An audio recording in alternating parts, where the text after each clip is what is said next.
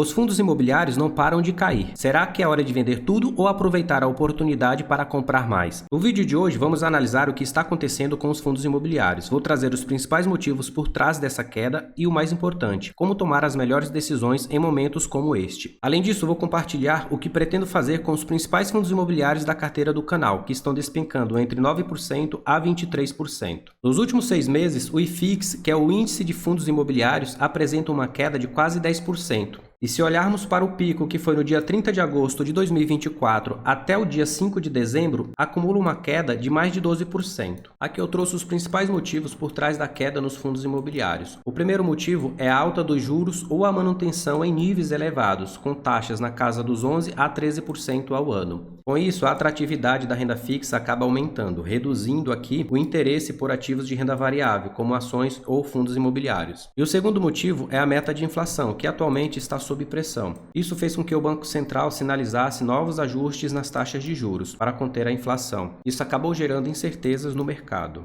E o terceiro motivo é a instabilidade fiscal do governo, ou seja, o governo está gastando mais do que suas receitas. Essa instabilidade fiscal acaba aumentando os gastos públicos, que consequentemente traz preocupações sobre o equilíbrio das contas, afetando a confiança dos investidores e o desempenho dos ativos de renda variável como um todo. Aqui eu trouxe uma notícia da Nord Investimentos. De acordo com essa matéria, o IFIX acumula uma queda de 5,17% nos últimos 2 meses, e no ano a perda já está em 10,45%. Lembrando que a Selic está atualmente em 11,25%, e no próximo dia 11/12 de 2024 terá reunião do Banco Central, na qual já está projetando uma alta de 12% da taxa Selic. Conforme o relatório do Boletim Focus, a taxa de juros prevista para finalizar o ano de 2024 é de 12%, e a inflação deve finalizar o ano em 4,69%. E essas projeções de juros têm refletido diretamente nos títulos públicos do governo. Em especial, o Tesouro pré-fixado com vencimento em 2027 está pagando 14,63% ao ano. E o Tesouro IPCA com vencimento em 2029 está pagando IPCA mais 7,32%, ou seja, 7,32% acima da inflação. E como a carteira do canal é majoritariamente de renda variável, com 60% em fundos imobiliários e 40% em ações, é normal que temos aqui uma queda de 8,47%.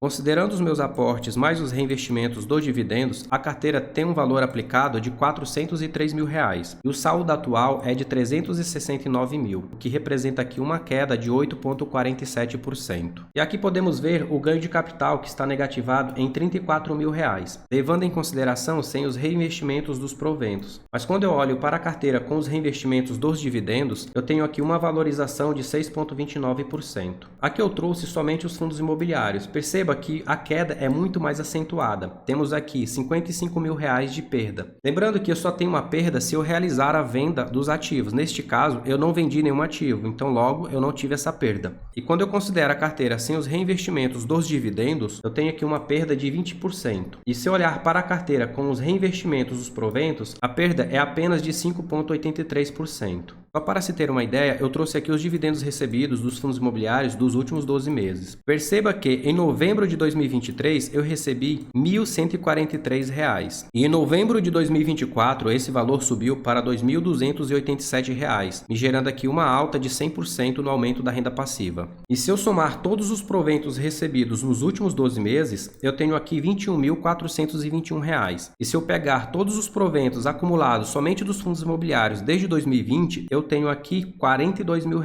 Perceba que no longo prazo, os reinvestimentos dos proventos faz muita diferença. Beleza, Natan. Diante de tudo isso, o que você pretende fazer com os seus fundos imobiliários? Apesar dessas quedas, tem muitos fundos imobiliários sendo negociados com um desconto em relação ao seu valor patrimonial. Aqui eu destaquei 4 fundos imobiliários que eu pretendo fazer um grande aporte, sendo o primeiro o BTLG11, que atualmente está com o preço dividido pelo valor patrimonial de 0,88, e isso aqui é raridade, dificilmente esse fundo chega nesses valores. E com base nas cotações atuais, o dividend yield fica na casa dos 10%. E o segundo fundo imobiliário é um fundo imobiliário de shopping, o HSML11, que atualmente está com um preço dividido pelo valor patrimonial de 0,7 e um dividend yield de 12,54. O terceiro fundo imobiliário é um fundo de fundo, o RVBI11, e ele está com um PVP de 0,78 e um dividend yield de 14,74% nos últimos 12 meses. E o quarto e último fundo imobiliário que eu estou de olho é um fundo de papel, o SNCI11, RF11 e também está com desconto no seu valor patrimonial e um dividend yield de 13,96%, considerando as cotações atuais. Além dos fundos imobiliários que eu citei, a carteira do canal tem mais fundos imobiliários. No total, eu tenho 11 fundos imobiliários. Eu poderia destacar também o TRXF11, que está com um PVP de 0,92. E nas cotações atuais, o dividend yield fica em 12,41%. Outro fundo imobiliário também que está muito descontado é o RBRF11, que está com um PVP de 0,74. E com base nas cotações atuais, o dividend yield fica em 11,24%. E fechando a lista dos fundos imobiliários, temos aqui também o MXRF11, que atualmente está com PVP de 0,97. E com base nas cotações atuais, o dividend yield fica em 12,77%. Aqui eu trouxe um gráfico mostrando a posição atual dos fundos imobiliários que eu tenho em carteira. Perceba que eu não tenho nenhuma concentração muito grande em nenhum fundo imobiliário. Isso acaba me possibilitando fazer grandes aportes em alguns fundos específicos, como é o caso aqui do BTLG11, o HSML11, o RVBI11 e o SNCI11. Aqui eu tenho os percentuais de cada fundo imobiliário e os seus respectivos valores. Esse gráfico ele me mostra a classificação por segmento. Eu tenho aqui 27% em fundos de lajes corporativas, 16% em fundo de papel, 17% em fundos de shopping, 20% em FOFs, ou seja, em fundos de fundos, e por último temos aqui 19% em fundos de logística.